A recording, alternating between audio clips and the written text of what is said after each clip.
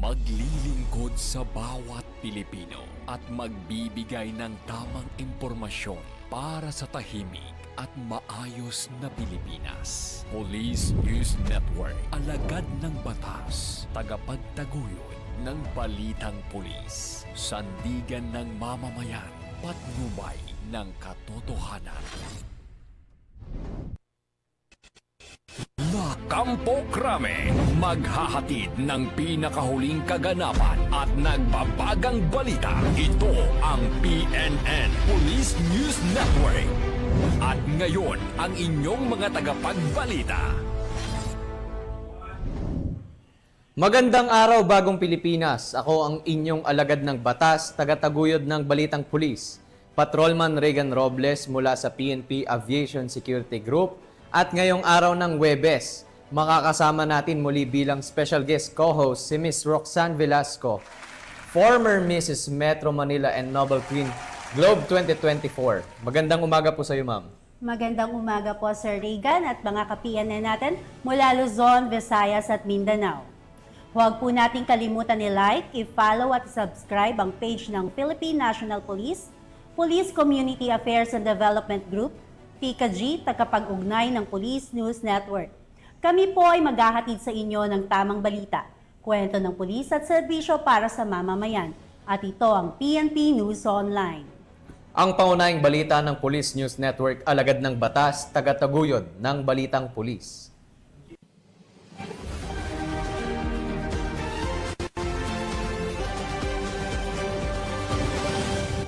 Narito ang mga balitang dapat niyong abangan.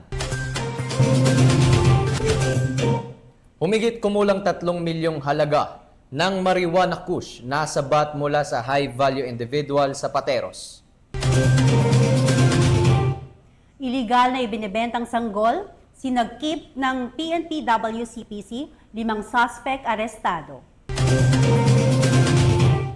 At baril at mga bala kumpiskado sa search warrant operation sa Cotabato.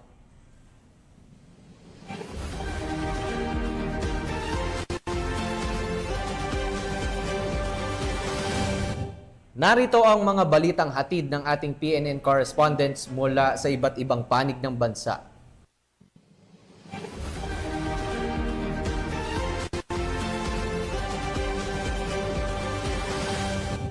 Simulan natin ang balita mula sa bahagi ng Luzon.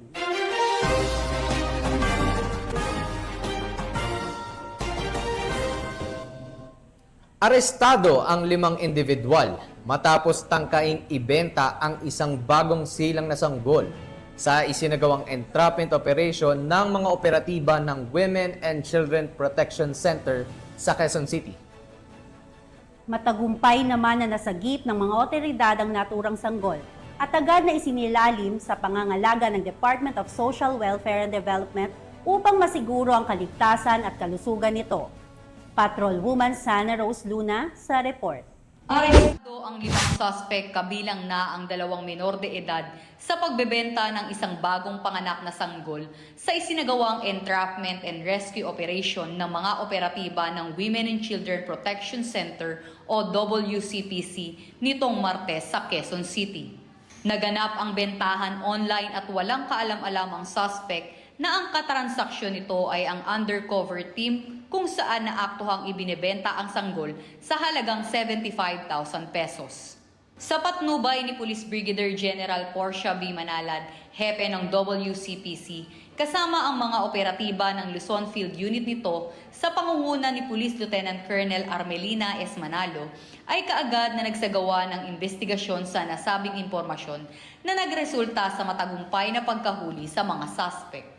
Ayon sa investigasyon, napag-alaman na ang 7 araw pa lamang na sanggol na nasagip sa kamay ng suspect ay hindi niya sariling anak at kanya rin lang itong nabili. Samantala, kinuna naman ng panayam ang tumatayong hepe ng LFU-WCPC tungkol sa naganap na operasyon at ang mensahe nito sa mga magulang para maiwasan ang ganitong mga kaganapan. Nagsimula itong case sa online, yung OSIN, kung saan mayroong nag-offer ng bata edad na 7 days old sa halagang 75,000. Nagkasa kami ng entrapment para hulihin yung 2 babaeng suspect at saka i-rescue yung bata. Maaaring makasuhan. Inakala namin 2 suspect ng trafficking in person in relation to RA 7610. Kung meron kayong mga anak na ganito ay inyong pagkaingatan tanggapin. Na kung gusto nyo ipaampon, meron tayong legal procedure para sa ganitong pagkakataon. Nasa kustudiya ngayon ng PNP-WCPC ang mga naturang suspect, habang ang biktima naman ay nasa pangangalaga na ng DSWD. Huwag mag-atubiling magsumbong sa tanggapan ng WCPC kaugnay ng ganitong aktibidad gaya ng trafficking in persons na may kaparusahang habang buhay na pagkakabilanggo.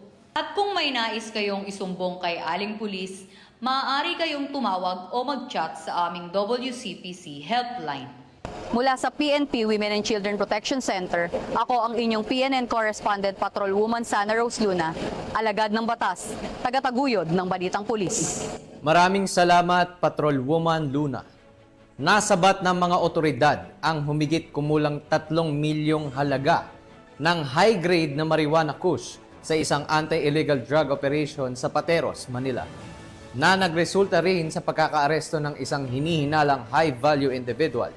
Magbabalita dyan si Patrolwoman Reyna Joyce Dalire. Sa video, makikita ang isang lalaking nakaposes na at kinakapkapan. Makikita rin ang mga nakabalot na plastics na hinihinalang dried marijuana kush. Siya ang naarestong si alias Vandolph, 23 anyos na nakalistang high-value individual na inaresto sa isinagawang bypass operation ng pulisya ng Pateros Municipal Police Station.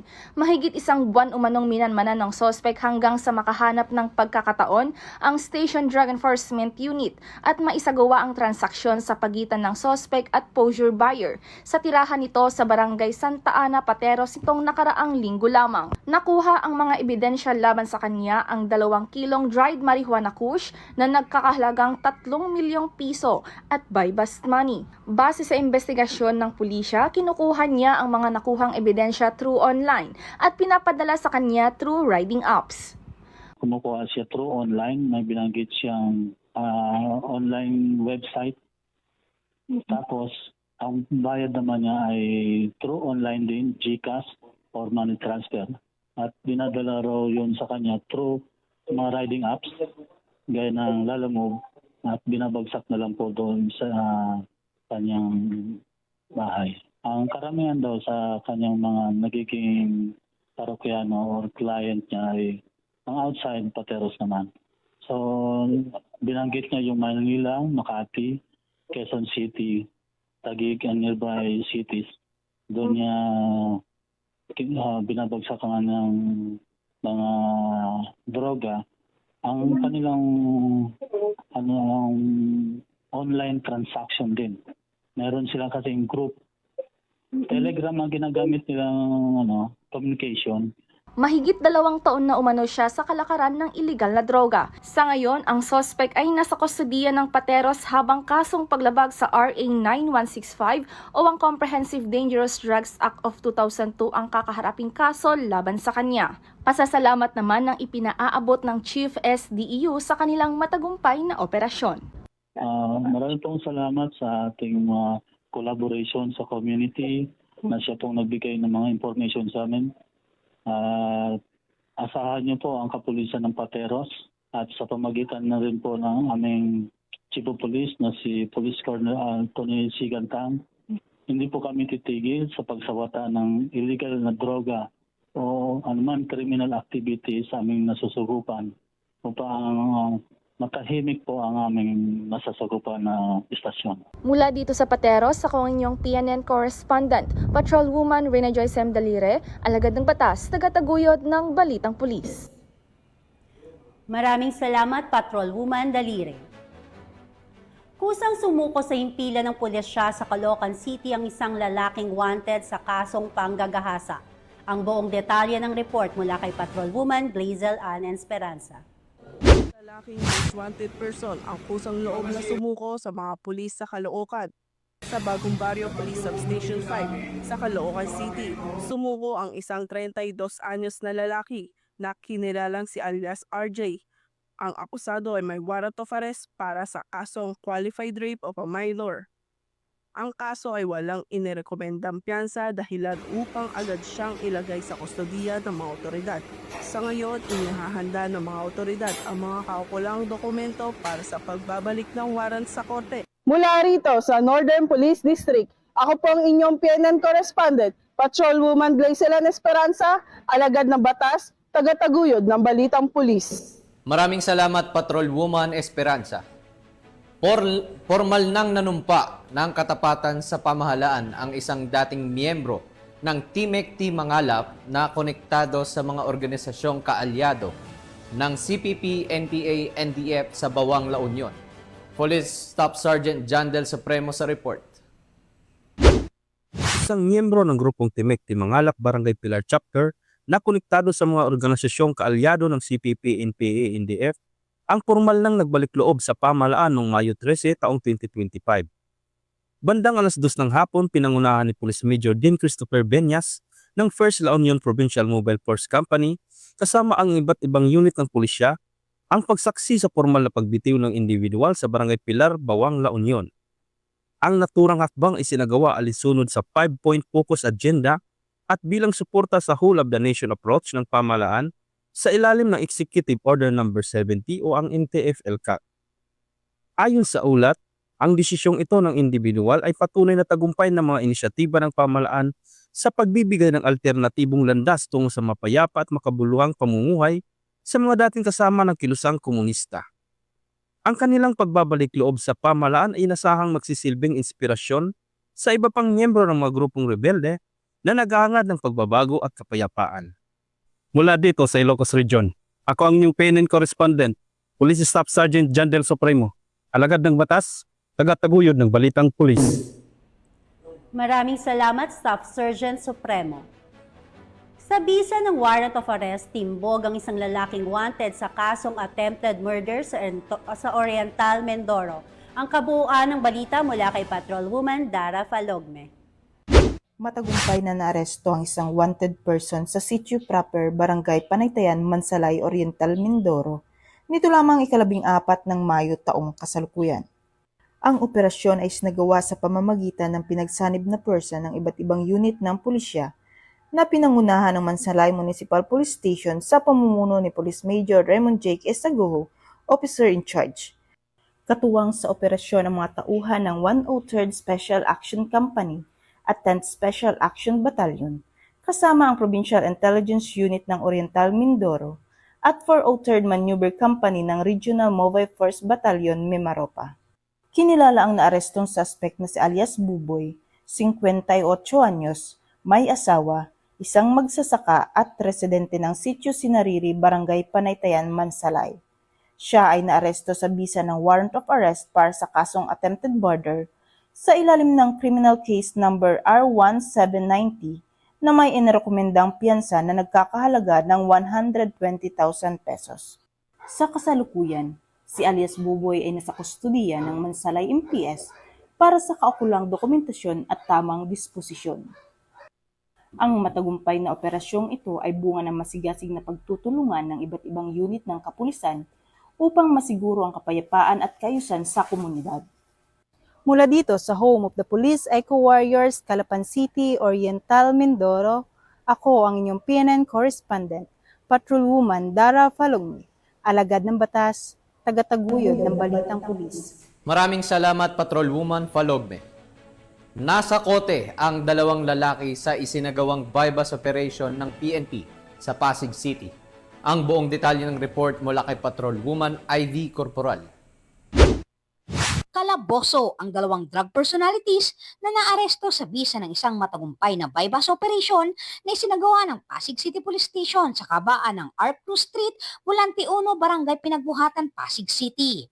Kinilala ang mga sospek na sina alias Saldi, 49 anyos, isang porter at kabilang sa street-level individual, residente ng Pag-asa Street, Volante 1, at alias Ani, 24 anyos, isang vendor na residente naman ng Barangay San Miguel sa Pasig City.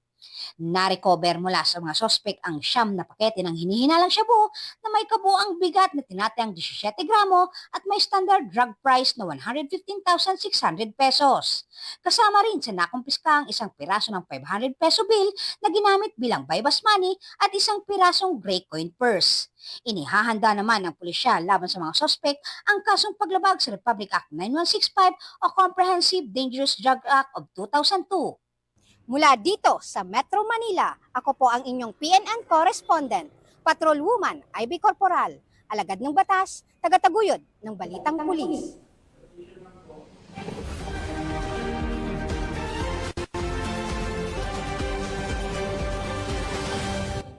Tunghaya naman natin ang mga balita mula sa Visayas.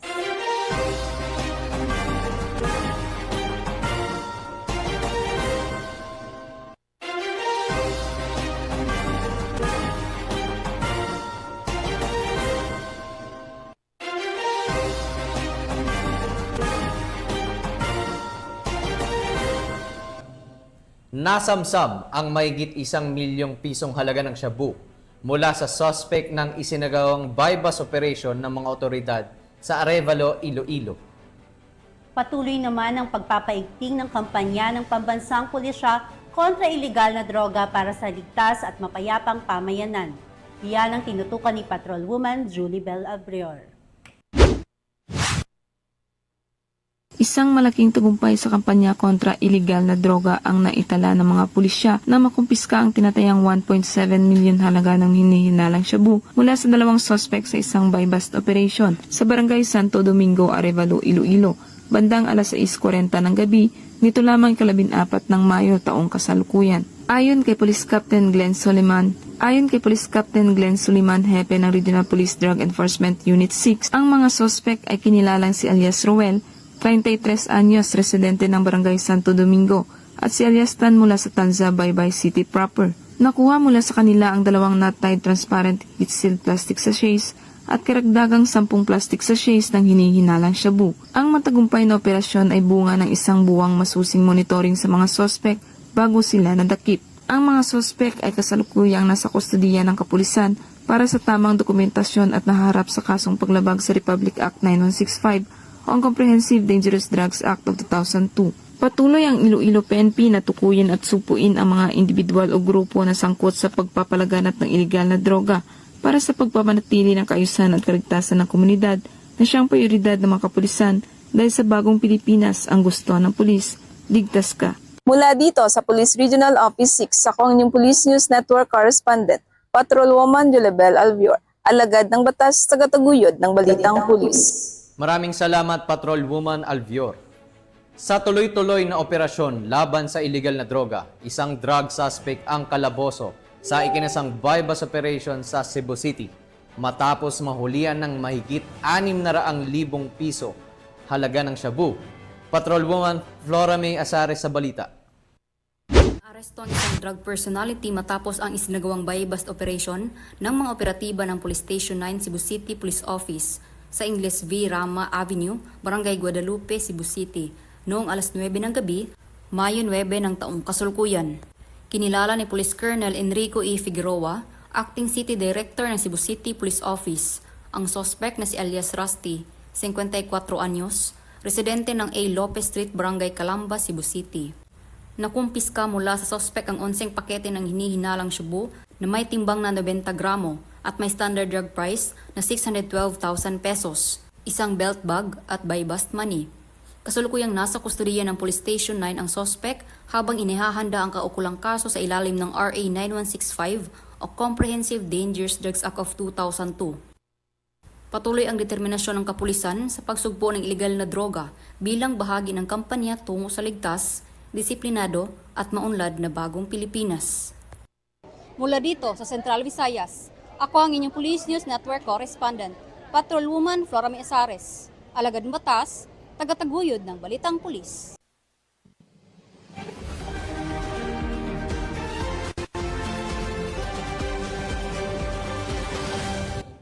Narito naman ang mga balita mula sa bahagi ng Mindanao.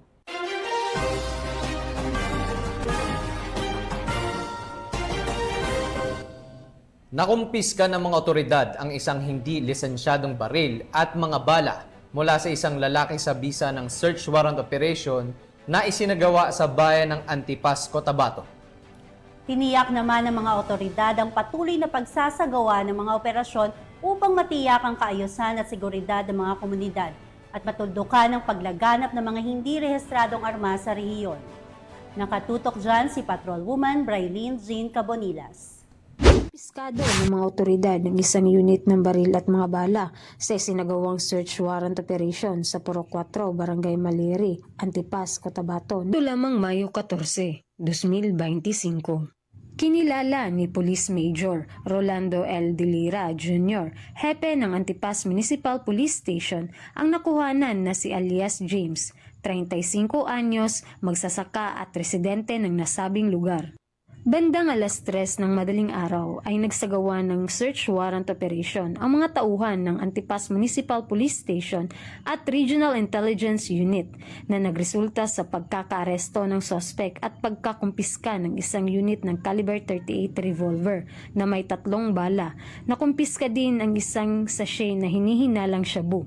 Nasa kustudiya na ng nasabing istasyon ng sospek at nahaharap sa paglabag sa RA 10591 o Comprehensive Firearms and Ammunition Regulation Act. Mahigpit ang kampanya ng mga otoridad laban sa loose firearms. Tinitiyak ng pulisya na walang makakalusot ng mga hindi lisensyadong baril para sa ligtas at mapayapang komunidad.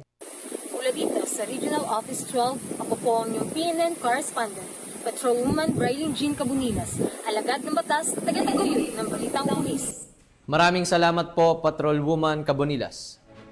Kulungan ang bagsak ng top 10 regional most wanted person ng Marilog PNP matapos maaresto sa paglabag sa Republic Act 9262 o mas kilala bilang Anti-Violence Against Women and Their Children Act of 2004 sa Davao City. Nakibalita dyan si Patrolwoman June Mary Joy Rupin. Sa individual matapos ihain ang warrant of arrest nito ng mga tauhan ng Marilog Police Station sa People's Village, Barangay Maa, Davao City. Nito lamang ika-14 ng Mayo taong kasalukuyan. Kinilala ang suspect na si alias Dino, 50 anyos at residente ng Sitio, Kabagbahangan, Barangay Suwan, Marilog District, Davao City. Naharap ngayon ang suspek sa kasong paglabag sa Republic Act 9262 o Anti-Violence Against Women and Their Children na may piyansang inirekomenda na nagkakahalaga ng 120,000 pesos. Muling nanawagan ang mga otoridad sa publiko na makiisa sa kampanya kontra karahasan at kriminalidad sa pamamagitan ng pagbibigay ng impormasyon na makakatulong mahuli ang mga may sala. Mula dito sa Police Regional Office 11, ako ang inyong PNN correspondent, Patrolwoman June Mary Joy Rupin, alagad ng batas, tagataguyod ng Balitang Pulis. Maraming salamat, Patrolwoman Rupin. Taos-pusong nagpapaabot ng pasasalamat ng Police Regional Office Bangsamoro Autonomous Region sa lahat ng mga naging katuwang nito sa matagumpay at mapayapang pagdaraos ng halalan sa rehiyon ng Bangsamoro. Yan ang balitang hatid ni Patrolwoman Veronica Lagi. Taos-pusong pasasalamat ang ipinaabot ng Police Regional Office Bangsamoro Autonomous Region sa lahat ng ahensya, grupo at individual na naging katuwang ng kapulisan sa matagumpay, ligtas at mapayapang halalan sa rehiyong Bangsamoro nito lamang katatapos na halalan 2025. Partikular na pinasalamatan ang mga nagsilbing Special Electoral Boards na buong puso at dedikasyong ginampanan ang kanilang tungkulin upang matiyak ang kaayusan at integridad ng halalan. Ang kanilang sipag, tiyaga at pagiging profesional ay nagsilbing haligi ng isang malinis at kapani-paniwalang electoral process sa rehiyon. Ang PROBAR sa pangunguna ni Police Brigadier General Romeo Juan Macapaz ay nagpapahayag ng pagkilala at pasasalamat sa sakripisyo at malasakit para sa kapakanan ng mamamayan at ng demokrasya. Pinasasalamatan din ang matibay na suporta ng Commission on Elections, kasundaluhan ng Armed Forces of the Philippines, Philippine Coast Guard, mga local government units, civil society organizations, media at mga volunteer groups na naging katuwang ng PNP sa pagbabantay at pagpapatupad ng kaayusan at kapayapaan hanggang matapos ang halalan.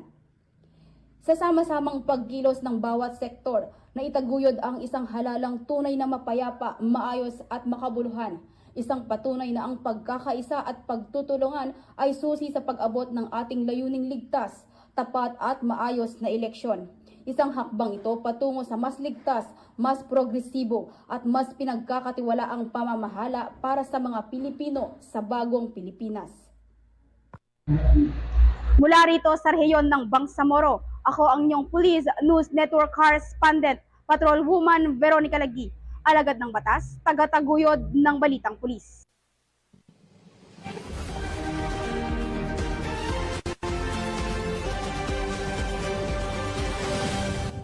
At yan ang mga balitang nakalap ng ating PNN correspondents mula Luzon, Visayas at Mindanao.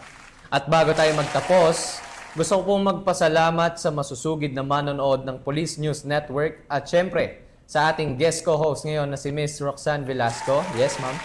Maraming salamat po sa pagpapaunlak ng aming imbitasyon na maging co-host sa programang ito. Baka may mga gustong sabihin o ipaalam sa ating mga manonood, ma'am, mga upcoming events at gustong pasalamatan, ma'am. We have an upcoming events on May 17, Global Excellence Awards, USA at Marriott Hotel City Creek, Salt Lake City, Utah. June 20, Maharlikang Filipino Awards at Okada, Manila. Nominations are now open. To submit your nomination, message our Facebook page, Maharlikang Filipino Awards. Calling all aspiring entrepreneurs, if you want to start your own perfume business, we are conducting perfume making seminar and financial literacy. Just message our Facebook page, Rox Fragrances, for an appointment. Thank you, sir. Pinapasalamatan at binabati ko rin po si Chief PNP Police General Romel Francisco Marbil, Police Major General Roderick Augustus Alba, the Director for Police Community Relations, PKG Command Group na pinamumunuan ni Police Brigadier General Marvin Josaro, Police Colonel Joel Serrano, Police Colonel Adonis Guzman, at Police Colonel Joel Ada. Sa lahat ng personnel ng Police Community Affairs and Development Group at sa lahat ng mga magigiting na polis sa buong bansa, maraming salamat sa inyong serbisyo para sa ligtas na pamayanan. Sa ngalan ng pamunuan ng Philippine National Police, sa pangunguna ni Chief PNP General Romel Francisco Marbil, at sa pamumuno ni President Ferdinand Bongbong Marcos Jr., kami ay maglilingkod sa bawat Pilipino at magbibigay ng tama at balanseng balita. Dahil dito sa bagong Pilipinas, ang gusto ng pulis, ligtas ka. Mula rito sa tanggapan ng tagapag-ugnay ng pambansang pulisya, kami ang inyong alagad ng batas, tagataguyod ng Balitang Pulis, Patrolman Regan Robles mula sa PNP Aviation Security Group. At ako naman po si Roxanne Velasco, maghahatid ng tamang balita, kwento ng pulis at serbisyo para sa mamamayan. At ito ang PNP News Online, ang pangunahing balita ng Police News Network.